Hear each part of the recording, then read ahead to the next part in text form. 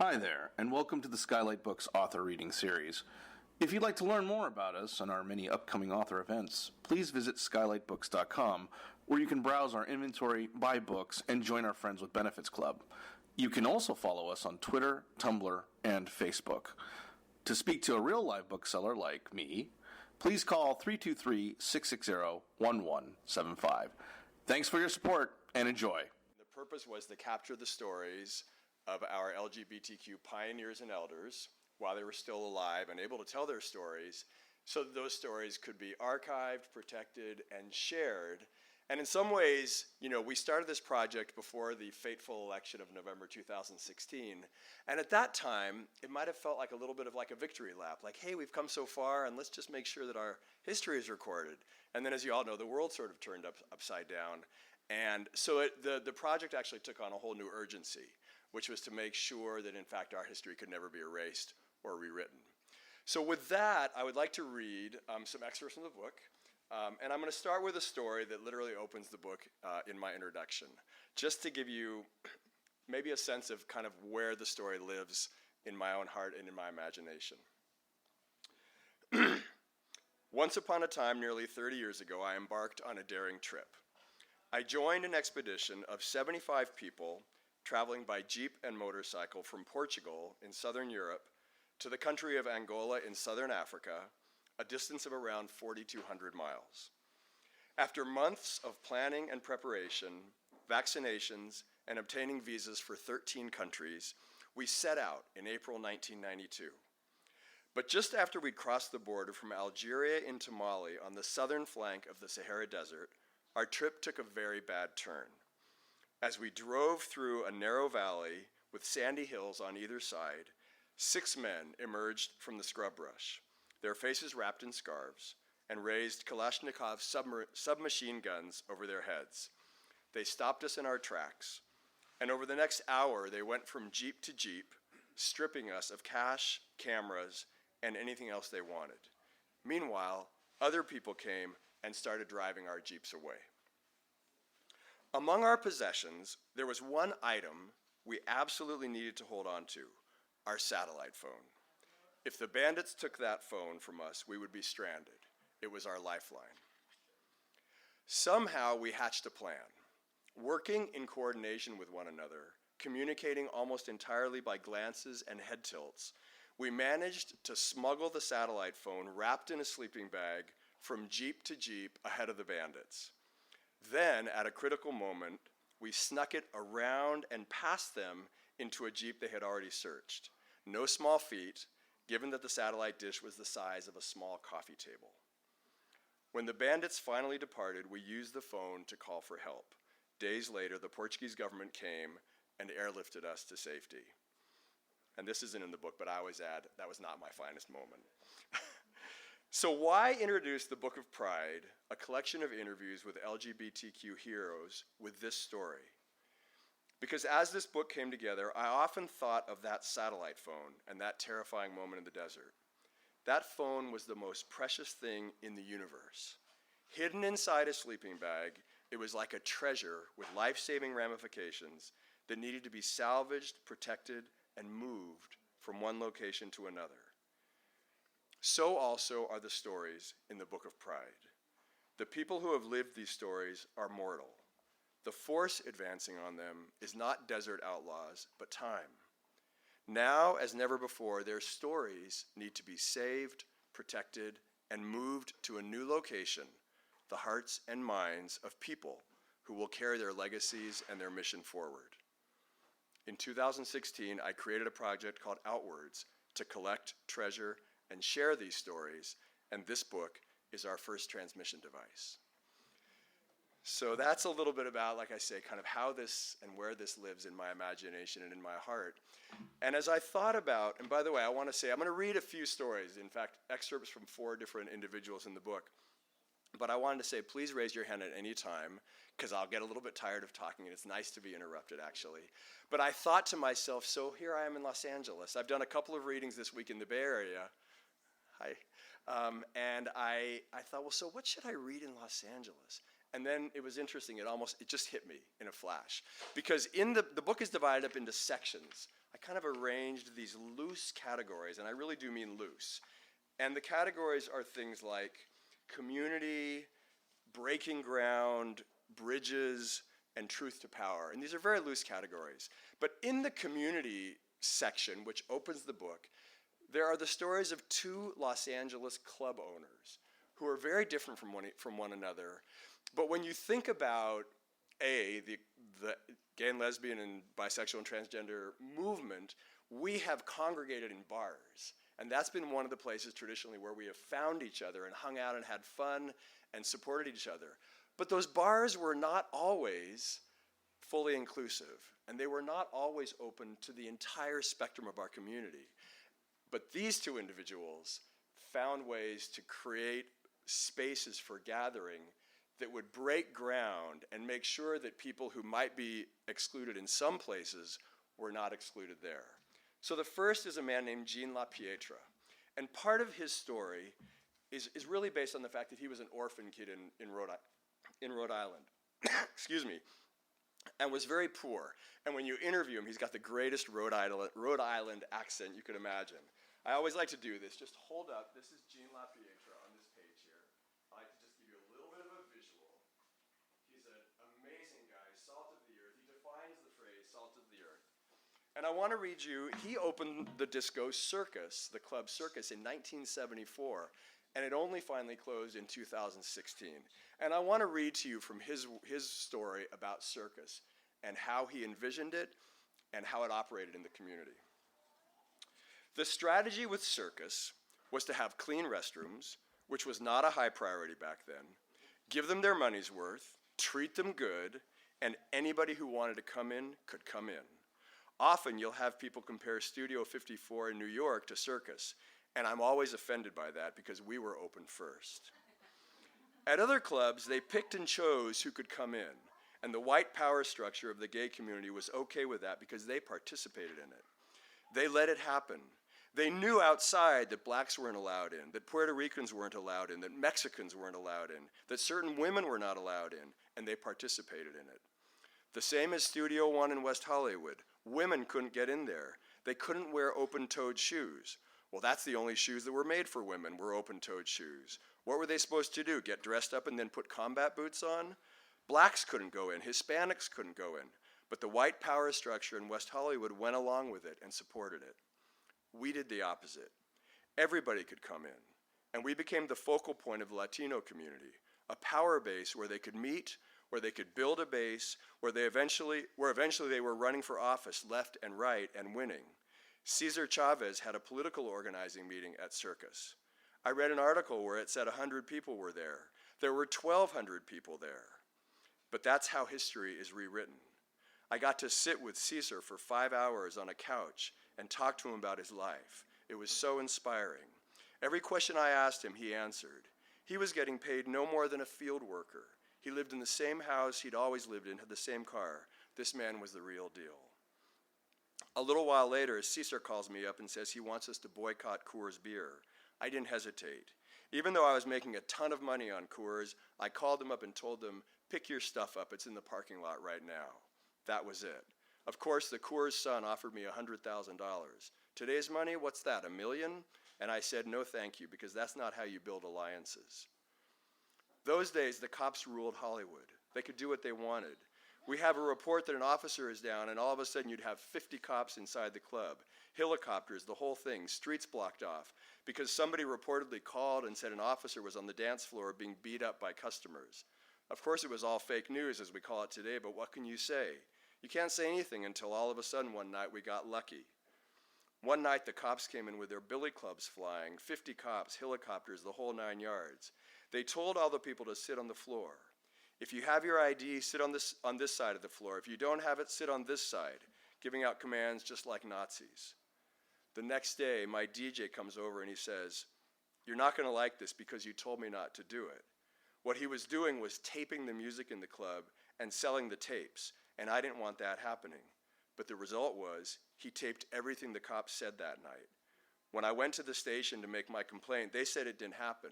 So I gave the tape to Channel 2 News. It went viral. It was on every news station.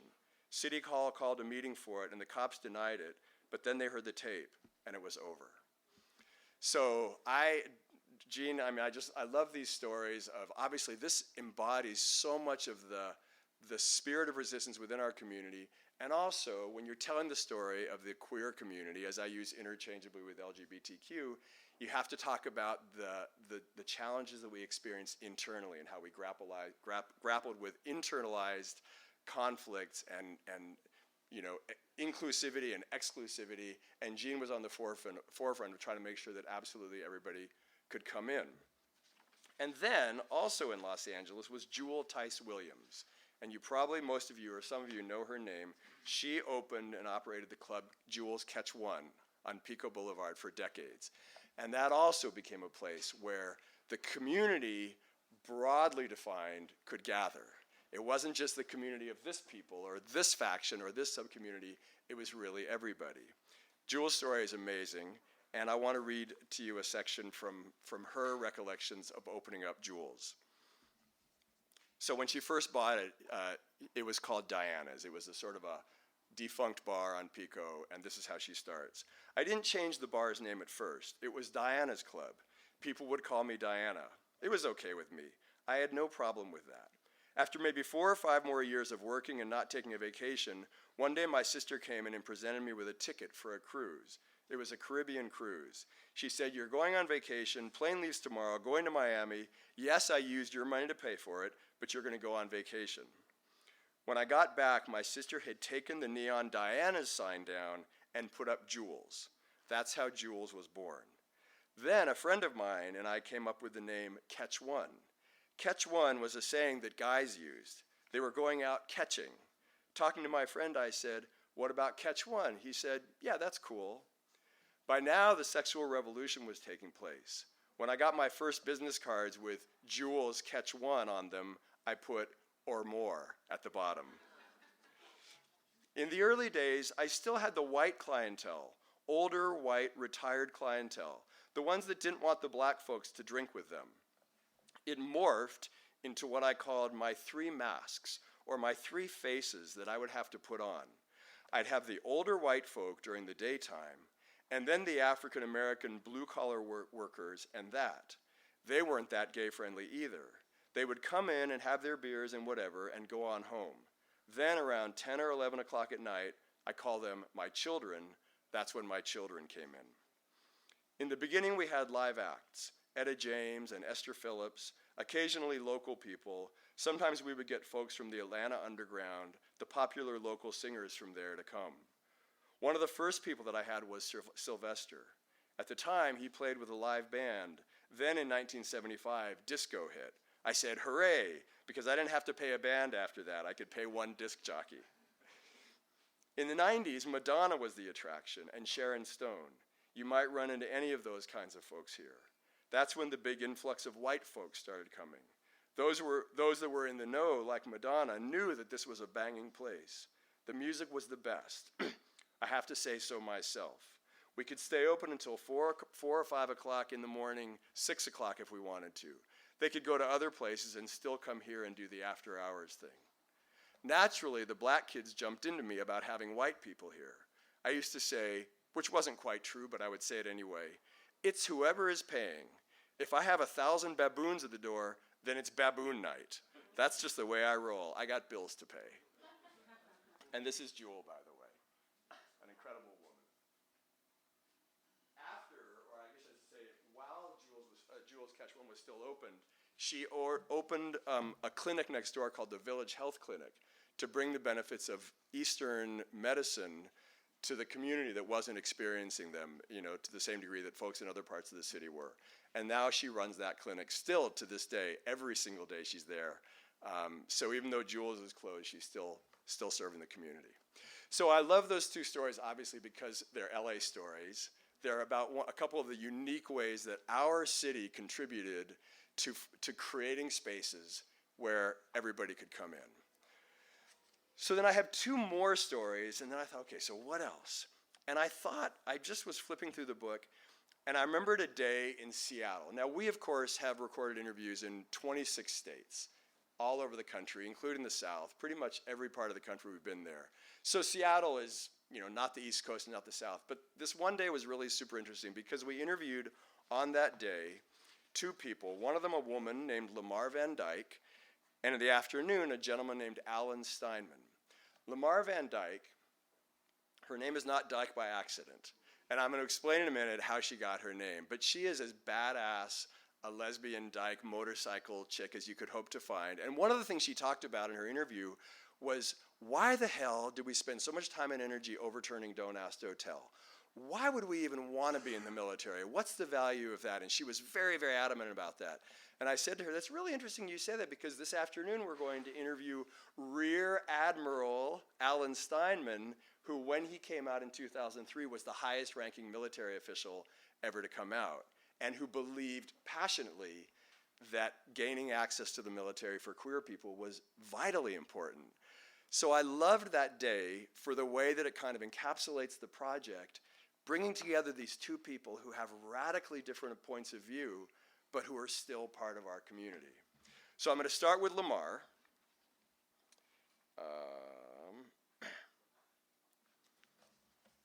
Lamar, for a long period of time, was part of the lesbian separatist movement, which some of you folks, like me, may never have heard of, because at a certain point, I never knew there was something called the lesbian separatist movement, but this was a vital group of people in probably the late 60s and into the 70s who just believed passionately that women needed to go off and create their own spaces. And as Lamar was part of that movement. So it's only a reflection of changing times that when I came along in 2017 and asked her to interview me, asked if she would let me interview her, she said yes, because there were many, many, many years when, as you'll see, she would not have allowed a guy to come interview her. So this is part of her story. When I came out, it was in the 70s, and feminism was on fire. We were on fire with feminism. We were going to change everything for women. Everything was going to be different. We were running around with hammers and power tools and fixing our own cars and doing all of that and setting up programs for women to move forward. After a few years of that, it became pretty clear to a certain group of us that we just needed to go out and do something. That was us removing ourselves. We purchased a farm. We were going to move to the country and live the good life and make our own tofu and grow our own vegetables, and we were going to take care of ourselves. That lasted for one Ontario winter. This is Ontario, Canada, where when the snow was up over the windows of the house. When spring came, I took off. I started with one woman, and I went off with her in a van. We had a great time, and I said, I love this lifestyle, but I need my own van. I cannot live in a Volkswagen van with another person anymore. I bought a step van, and off we went. Then we found other women with vans, and we became the Van Dykes. We traveled all over North America and Mexico. We shaved our heads, we ate vegetables and drank water, and I weighed like 130 pounds. We were going, gone. And I'm going to pause right now and show you Lamar right now, because she doesn't weigh 130 pounds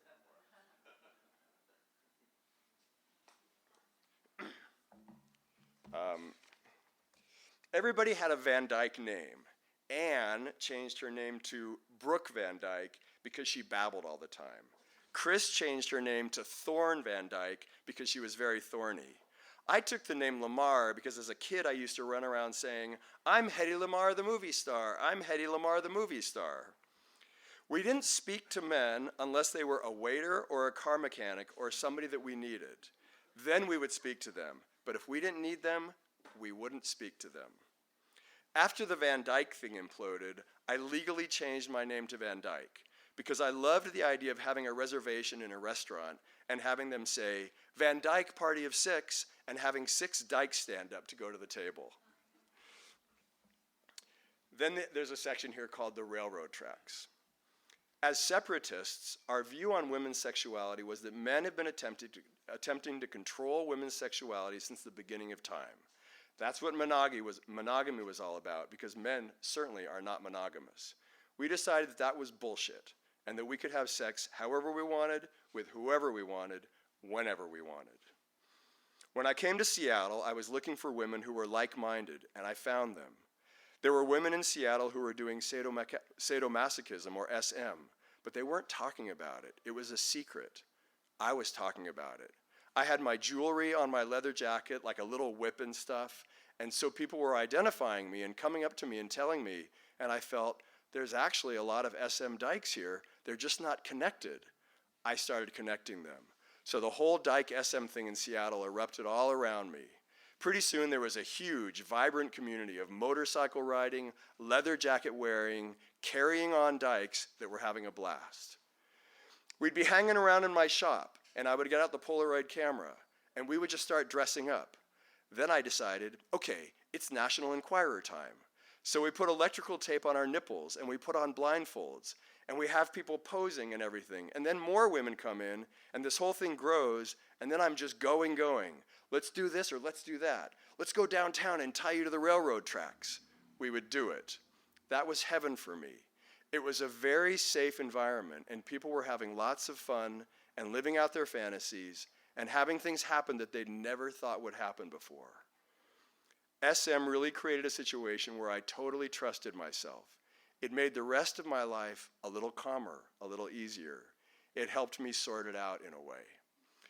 So for me, kind of a white bread, white guy, from the west side of Los Angeles, those stories to me are just enthralling. And it's one of the reasons why this project has been so powerful for me, because Lamar let me come record her story and share it with the world. And I love the idea, if you meet her in person, she's very kinetic, she's an artist, and you can tell that she tends to run kind of high energy. And I love her description that SM, something that kind of freaks a lot of people out, calmed her down. And it created a safe space where she could somehow get more grounded than she was in the rest of her life.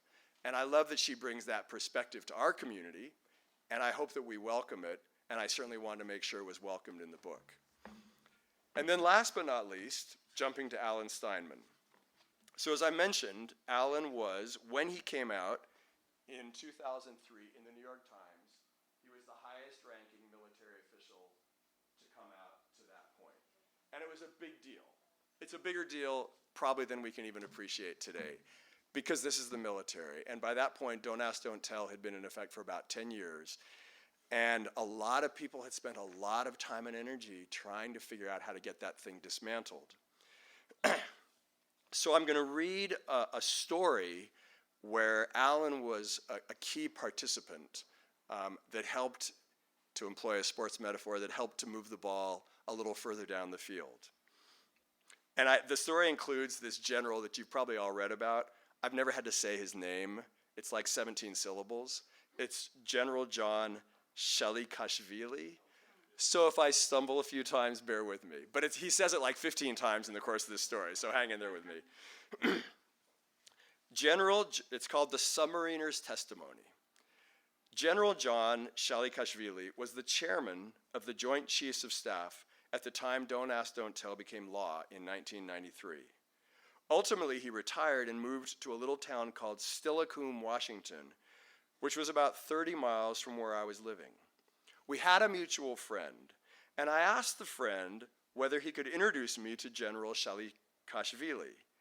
So General Shalikashvili and I met in his living room, and we had a great conversation about Don't Ask, Don't Tell and gays in the military. When I left, I asked the general if I could come meet some more, and he said sure. At the time, I remember the general had said that one of the reasons we'll never be able to repeal Don't Ask, Don't Tell is submarines. Quote, "You can't be gay on a submarine. It's just too close quarters. The other submarine sailors aren't going to want to interact with an openly gay sailor." So a few months later, I took some gay former service members to meet with the general, including a former submariner. General Shalikashvili was interested in all their stories, but he was particularly interested in the submariner. He leaned forward in his chair, and for 30 minutes, he and the submariner talked about life on a submarine. This submariner, this big, bulky, muscular guy, said, "Everybody on the boat knew I was gay. They didn't judge me by who I slept with on my off-duty time. I was judged by how well I did my job and kept all of us alive and protected our nation." A few months later, in January 2007, General Shalikashvili wrote an op-ed in the New York Times. He mentioned our meetings in his living room, and he specifically mentioned the submariner as helping to change his mind. And he concluded, "I think the time has come for us to revisit this issue." That was like a nuclear bomb going off on the issue. The former chairman of the Joint Chiefs of Staff saying, "We can repeal this law." General Shalikashvili has passed away, but I wanted his family to know, and the nation to know, what role he played, how important he was in getting the law repealed. One thing I love about that is that, again, it's such an honor to be keeping, not in a sense, quote unquote, just our history alive, but keeping so many strands of history alive, including what this one particular general did to advance a movement. And I love that Alan Steinman mentioned his family and said, "I just want them to know that this guy was very important to us." And then Alan goes on in one more section I'm going to read called "The Will to Survive."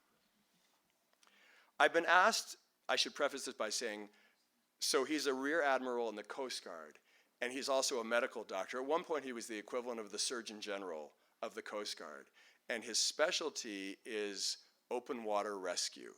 He's a specialist in rescuing people who have been at sea for hours, if not days. And that's important to know for this section called "The Will to Survive."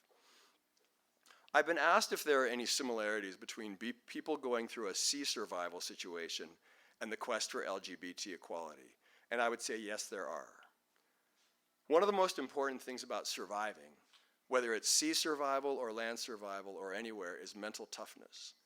The will to survive, the will to carry on and persist. People who give up too quickly usually die. And the people who are willing to fight, they survive. Usually, it's their family. They're thinking about leaving their loved ones and how horrible that's going to be.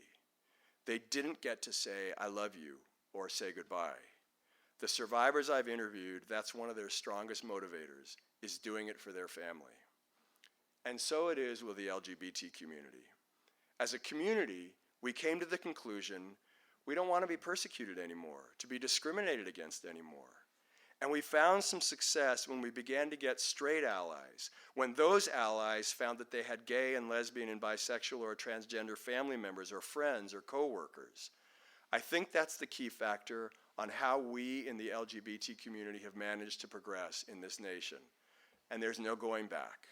You can't just suddenly disown your family members or your friends or your coworkers. We have persisted in our fight for equality for many, many decades, and we are succeeding. And I think we'll continue to succeed. So I haven't paused as I said I would to take questions, but that's the sort of the territory that I wanted to cover today. I can't emphasize strongly enough, of course this is sounding a bit like a sales pitch, and it is, but I can't emphasize strongly enough how every single one of the 75 people in this book has, to my mind and in my experience, something equally compelling to say about what they did or what somebody else did, and how this crazy community, so to speak, of so many different kinds of people, Lamar Van Dyke and Alan Steinman, who radically disagree about whether military service and the military in general is a positive thing or a negative thing, but how they and everybody in between and club owners in Los Angeles managed to forge a movement. I think it's a mystery. Honestly, I do. I sort of think this is like the chemicals are in this book, but how the chemicals work together is a mystery.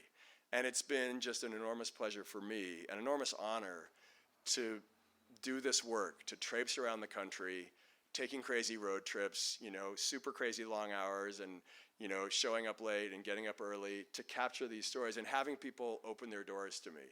We have one, if not more, but I'm seeing one right here, Doc Duhan, who is one of the people who's in the Book of Pride. He was actually one of our very, very first interviewees, and I want to thank him for contributing his story, which is compelling. And wait, I see another one. And then June Lagme is here, standing over here with her partner Rita. Their story is timeless. They met in high school. And they forged this friendship that blossomed into love at a very, very early age. They've been together ever since. And June served as city clerk for the city of Los Angeles under 4 different mayors. Do I have that right? I served in 4 different mayoral administrations. Okay. I was city clerk under 1 mayor. Okay, awesome. Thank you for correcting that. So and I'm just making sure there's no one else here who actually is part of the book. But these two individuals, I mean, I would say even these two individuals. I want to mention this one thing. I think it was when Alan Steinman was telling his story about meeting with the general. And it's so clear how, he's a military guy. So he planned it very carefully. He was a classic insider in a way. There's only one way he was going to be sitting and having coffee with the general, and that's because he was a rear admiral, so he knew how to work the inside angle. And some people also knew how to work the outside angle. And one of the things I learned, which I continue to find fascinating, is that it takes people on the inside and the outside. You gotta, and they may not even agree with each other, but it all somehow comes together to create change. Yes. You may need to have another book because you've missed so many in LA. For example, I just came from the ceremony for the celebration of the life of Virginia Uribe and Project 10, a very significant woman. So I don't have to explain it to you. However, Gail is still alive, her wife, and you can interview her, and I'll give you this copy so you could see all who attended today at Friendship Hall. It was a moving, powerful experience. Brian Jennings, a whole slew of them. You have a lot of work ahead of you. Thank you. It is so true, and I want to emphasize to all of you, I wrote in the introduction that one of my concerns is that people will think, oh, it's so great what Mason did, and he wrote this book, and it came out. Fantastic. Kudos to Mason. The project is not finished. We are just getting started. Miss Ivy Bettini, I agree. Goldberg, Sheila Kuehl, it goes on and on. It goes on, and you are absolutely right. And to my heartbreak, every day almost, for example, the fact that this is in celebration of Virginia Uribe because she's passed away. As I said in the intro, we are racing against time. And in some ways I've wondered, all the time that I took to put this book together, I could have been scurrying around collecting more interviews. So it really is, you're so right, and I thank you for sharing this with me. And I from your mouth to God's ears in terms of me being able... Listen, you could interview them. They're alive. Yes, okay. Thank you very much. I appreciate that. Others? Mason, you might want to, just for people who don't know, explain the scope of the entire project so that it's on the table so people understand what you're doing in the larger picture. Right. How many interviews you're going after and how many you've had done so far. Right. So thank you, Doc. So far we shot 133 interviews in 26 states. So we have 24 more states. For example, here in Los Angeles, it's true, there's many, many important figures here, but we've been very, very focused and intentional about also getting to places off the beaten track where stories are sometimes not recorded and held on to forever. So that's why we kind of focus on going literally to every corner of the country. It's a tension, and we just have to find a way to balance that out. But then I also do want to mention, and thank you for this book is also just a tiny, tiny, tiny fragment of all the stories we've captured. And literally this week we launched the revised, updated version of our website that I now call a platform, but it's called theoutwardsarchive.org, theoutwardsarchive.org, and there we can share full interviews. Literally, as we add on to it and grow it, eventually it will be home to every single interview we've shot, full interviews with transcripts that you can search. You can search for the parts that matter most to you, and you can watch those portions of the interview. You can look at personal photos of each subject as well as portraits and bios of each subject, so you can get the full meal there. And this book, as beautiful as I have to say that I think it is, it's really just a pamphlet for the riches contained in the actual platform. And then lastly, we do hope to shoot hundreds more interviews in the coming years. It's just a question of raising the money and getting the people and sending them out. And in the grand scheme of things, I hope we'll find a way to take all this accumulated wisdom and share it more and more widely with our society, with other groups that are discriminated against or that are marginalized and that are looking for pieces of wisdom that maybe they can use, or they're looking for mistakes that they want to make sure they don't make. whatever they're looking for, I believe they'll be able to find it contained within this archive. Yes? So, just speaking wisdom, as you're gathering all these stories, there's a tremendous amount of wisdom because these people are looking back on their lives. Have you been able to get a sense of commonalities of people, your interviewees, when they're thinking about the future of your community? Does that come up? Do people feel compelled to talk about, I'm sure the present comes up because it's so galvanizing, but about one future where the community is going? Yeah. Well, at the end of every interview, I ask the same 4 questions of our subjects. And one of those questions is, what is your hope for the future? And again, the response has changed radically after November 2016. It wasn't that everybody had, rose-colored glasses before 2016, but certainly there was a kind of a sense after President Trump was elected, like the future became darker all of a sudden. The responses became correspondingly darker. I wouldn't say that well, yes, I would say there's one thing, and this may be me projecting a little bit, but I think people are realizing that there was a period of time, a long period of time, when LGBTQ people tended to exist in a little bit of a silo and to be very focused on securing and protecting our own rights, so to speak. There's a reason for this. After the AIDS epidemic, it became very clear how few rights we actually had. We couldn't visit our loved ones in the hospital, just to name one. And that became a focal point. That became something that actually drove the movement forward, I would say, for the next 20 years, culminating in marriage equality. But I think other people are now realizing we have much more work to do. We want to link arms, and when I say link arms, I always do this, obviously enough, with other communities and not be a single issue group where it might appear to some folks like we only care about our own quote-unquote issues. What makes us unique is that we cross every other demographic group in the country. We're all colors, we are rich and we are poor, we are educated and quote-unquote uneducated, we live in big cities and small towns, and so we're everywhere.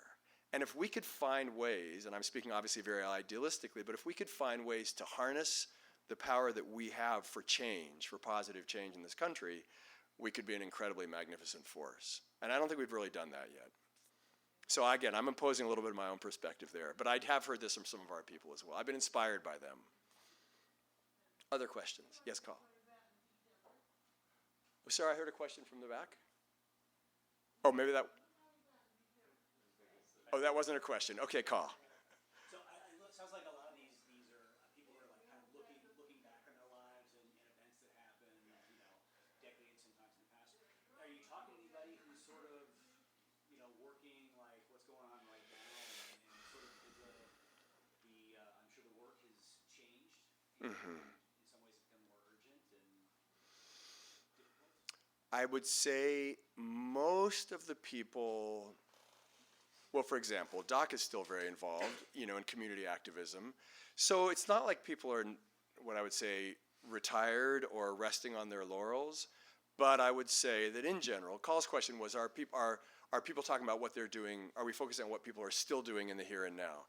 Generally, I'd say because we have always sought people who are really in their 70s, 80s, and even 90s, most cases they've done what they feel like they could do, and they may be, in physical decline. 3 of our subjects in the book have passed away since we interviewed them. So they're mostly, I feel like in most cases they've done what they can do.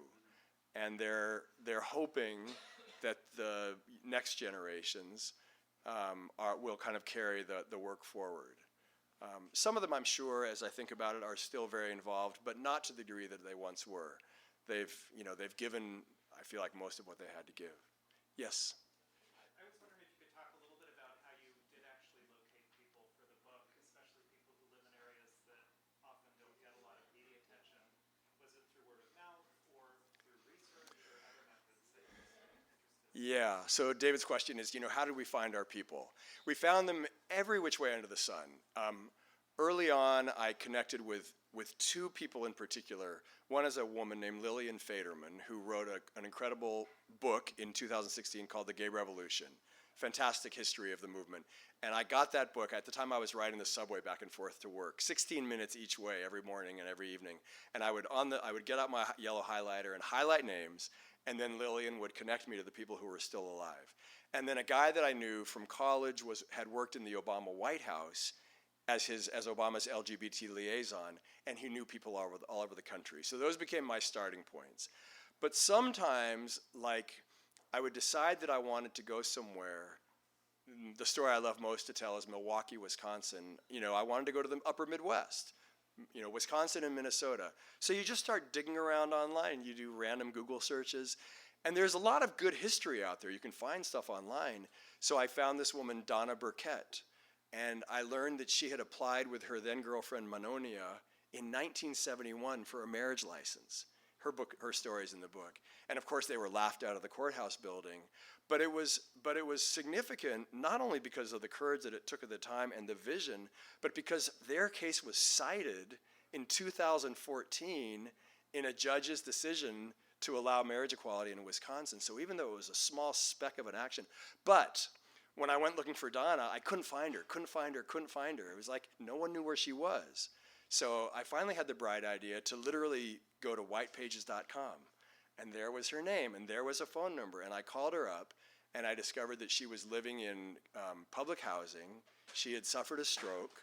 She was getting around in a motorized wheelchair. And as far as she was concerned, nobody knew where she was. She had no family. Her relationship with her girlfriend in 1971 had not lasted. And so it was one of the most powerful and most satisfying stories for me of just digging, you know. That's fun. I mean, honestly, if I didn't enjoy that kind of work, I'd be doing the wrong project. But it's fun, and you find these people. And she felt like she was forgotten, and she didn't think her contribution mattered at all. So when we sent a team to interview her and put her in the Book of Pride, I have to say, I think for her it was just this. It was a recognition that she actually matters. And even though she's the most humble person on the earth, it was nice for her to hear that something that she did in 1971 is remembered by history. Yes? So first off, I'd like to say, as someone from a newer generation, how appreciated a project like this is, because I've been blessed that I'm surrounded by people that can share some of these stories, but not everyone of my generation and younger is. So the fact that this is readily available to a newer generation of LGBT youth coming up is a really, really cool thing. Thank you. And I do appreciate that you already have your plate extremely full with this project. I am wondering, do you have intents to spread this internationally at all and interview people in Europe, Canada, Right. wherever else? Right. So the question is whether we're going to go international. And I have to say that question has been asked before, and I love travel. But don't get me wrong. But the idea, honestly, for example, as highlighted by your comment and your question, I just feel a certain responsibility and maybe just a sense that there are so many people here whose stories are important, and we've got such a complex society and societal moment going on right now in our own country that I think for the most part I've decided that I'm going to just focus our attentions here in the U.S. The Book of Pride is going to be published in France next year, translated and published, and we're going to add, HarperCollins is going to add 10 French LGBT pioneers into the book. So that's kind of a cool thing. In that way we'll kind of spread our reach a little bit abroad. If I had a dream, it would be to not necessarily try to circle the globe, but maybe form a partnership with in a particular country, maybe even a particular city in a country. For example, India has a very interesting LGBT civil rights movement happening right now. But India is a vast place. So I wouldn't even try to tackle India, but maybe there's a city or a state in India where we could do some kind of a partnership and maybe interview some of their pioneers and maybe take a group of our pioneers over there, not to tell them how they should do it, but just to share stories. And that's something that I can kind of imagine as a glimmer. But I can't say that it's not on the horizon quite yet. But that's the kind of thing that I can picture. Otherwise, for the most part, we're going to be staying here in the U.S. Thank you for your question. Yes? Speaking of kind of just expanding the reach within the US, I was also wondering if you're working with any other LGBT archives within, either within LA or like Florida. Right. Is there any collaboration between the organization? There's a little bit. So she's asking about, pardon me? Yes. She's asking about whether we're collaborating with other archives, LGBT archives in the U.S. And one, very notably here in Los Angeles, is the One Archives at USC, which is an incredible organization. And what's more, what they do, we don't do, and what we do, they don't do. They collect memorabilia, everything that you can touch and hold in your hand, and we collect interviews. So we've been talking to One really from early on, and I really like their executive director, this woman named Jennifer Gregg, and we're always talking like, how might we eventually collaborate with each other, but nothing has sort of fallen into place yet. On the other hand, there's a terrific LGBT storytelling project in New York called I'm from Driftwood. And you can literally go to imfromdriftwood.com. I am from Driftwood. And it's called that because the founder, Nathan Mansky, grew up in Driftwood, Texas. And he was inspired by Harvey Milk, who, when he would ride in pride parades, he would hold up a sign that said, I'm from Glenville, New York. And his point was, of course, to illustrate that gay people are everywhere. So inspired by that, Nathan formed I'm from Driftwood, and he's collected tons of stories. Not so much elders and pioneers, but younger, almost like more peer-to-peer stories, highlighting all the different experiences in the LGBTQ community. So he and I are partnering. He has a bigger platform than we do right now, so we've shared some stories with him that they've distributed, and we're seeing how we can continue to do that in the future. Hi. That's okay. About the LA Conservancy and their project, which is on film. So the woman you talked about with the The club. she's on film. Uh-huh. So you could look and have that. Yeah. And many others. Yeah. It's great. They mention it to you. The LA Conservancy. I haven't met with them yet, no, but I will. Okay, thank you. Yes, Anna. Mason, congratulations, first of Thank you. all. It's fantastic. I imagine many of the stories are of people, or many of the people you interviewed you've never met or heard of before. Was that an aim of yours, to tell stories of people who maybe weren't as known, or people whose stories hadn't been out there all over in the place?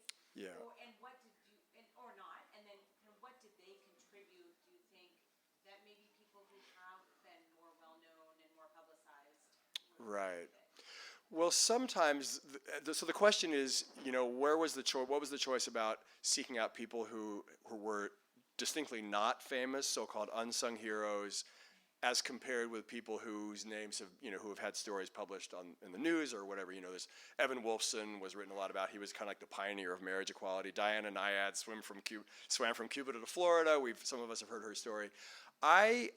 For one thing, degrees of known and not known is very relative, because in Houston, for example, there's been an incredible LGBT civil rights movement that is very powerful in its own right, but people in other parts of the country just don't know about it. So if I went to Houston to interview Ray Hill, which I did, everybody in Houston knows Ray Hill, and almost nobody outside of Houston knows Ray Hill. So I wanted to make sure that people understood. So it's like a degree of being, he's not an unsung hero exactly, but it all depends on how you're defining known. He's very well known there, very little known elsewhere. But I also did there's lots of people who have done spectacular things, and much more high profile things that are not in this book and whom we haven't interviewed. But I did want to make sure that people in smaller, out of the way places whose stories might have not had as much impact in and of themselves, but to me it came down to a certain degree to just kind of what I like.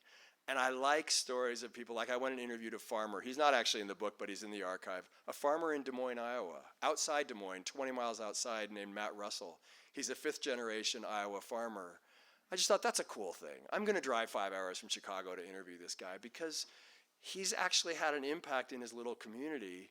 He and his husband They've interacted with neighbors. I mean, he told me incredible stories just about his interactions with their neighbors, getting their neighbors used to the idea that two men can get married to each other and be in love with each other. And then what's more, there were two teenage boys from down the road whose family was falling apart, and Matt and Jim, his husband, first hired them and eventually became legal guardians to these boys. And that was such a powerful thing that they contributed to their tiny community of Lacona, Iowa. And it didn't have specifically to do with being gay. It was just how they live. And again, I just want to make sure that stories like these were included, even though, again, the impact might not have been as great. Hope I answered your question. Others? Yes, Hillary. So you said there are 4 questions at the end of every. What are the other 2? So the first one is, let me see if I can remember. The first one is, if somebody comes to you tomorrow and says, I'm thinking about coming out, whatever that might mean to that person, what advice or what guidance would you offer to that person? Secondly is the question, what's your hope for the future? Third is, why is it important to you to tell your story? And fourth is entirely self-serving, which is, what is the importance of a project called Outwards? And so those are the 4 questions we ask. And I'm glad you asked that, because it reminds me to talk briefly about coming out. Jay and I were talking about this last night with friends over dinner. I think one of the great gifts that the queer community, and I haven't used that as often during this talk as I sometimes do, but I really, some people don't like that phrase. I personally really, really like it to use interchangeably with LGBTQ. And one of the things that I think we have to contribute and offer as a gift is this whole concept of coming out that we have sort of pioneered. Because I go around a lot of times thinking that everybody has a coming out story. You don't have to be gay or lesbian or bisexual or transgender or queer to have a coming out story, to have a part of yourself that you sort of keep siloed off because you just think it's not appropriate, or because you think that it's not going to sit right with whoever you're hanging out with. And I think when we, as individuals, find the courage to come out, whatever that might mean, whether it's just that film that I remember Hilly, we're in a book club. And actually, the book's right over here. It's Michelle Obama's book. And we read it in our book club. And everybody was like singing the praises of the book. And Hillary had a coming out moment. She raised her hand and she said, I kind of hated the book. Yeah. I outed you. But that was, that's very, very mild in the grand scheme of things. But, Hillary was like, oh my gosh, I didn't really like this book, and everybody else loved it. But she chose to share her unique perspective. And it certainly made the conversation more interesting, right? Because we weren't just all going, it wasn't such a love fest anymore. We got to actually tangle a bit about what we thought worked and didn't work. And it enriched the conversation. So this is circling back to the idea of coming out. I think that whoever we are, we have parts of ourselves to contribute to the conversation. And if and when we do, especially the parts that we might not think fit into the meal, like imagine it's Thanksgiving and you're bringing a peanut butter and jelly sandwich, maybe that's just the thing that's going to knit the whole meal together. So that's my little pep talk. Okay, so I'm going to hang on and sign books. If anybody has any more burning questions, of course, you can still ask them. Otherwise, I'm going to be here. I'm not going anywhere. And if you want to buy a book and have me sign it, of course, I'm more than happy to do that. I just want to say again, I see so many people here who have come from so many different parts of my life. I want to shout out to David Gravius over there, longtime production companion. So good to see him. And everybody here, you're all special for many, many different reasons. And thank you all for coming and for helping me celebrate this moment. Thank you.